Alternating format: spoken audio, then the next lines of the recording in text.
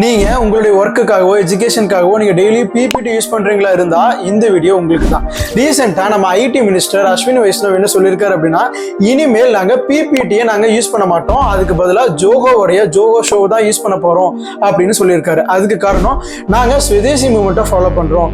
எதுக்காக ஒரு foreign company, ஒரு அமெரிக்கன் பேஸ்ட் கம்பெனிக்கு நம்ம டிபெண்ட் பண்ணி இருக்கணும் அப்படின்னு சொல்லியிருக்காரு. பிளஸ் அவர் மட்டும் ஃபாலோ பண்றது இல்லாம நம்ம எல்லாருக்குமே நம்மளோட நேட்டிவ் ப்ராடக்ட்ஸ் அண்ட் சர்வீசஸை யூஸ் பண்ண சொல்லி என்கரேஜ் பண்றாரு. ஸோ அது உண்மைதான் இல்லையா? இப்போ எக்ஸாம்பிளுக்கு மெயில் எடுத்துங்க.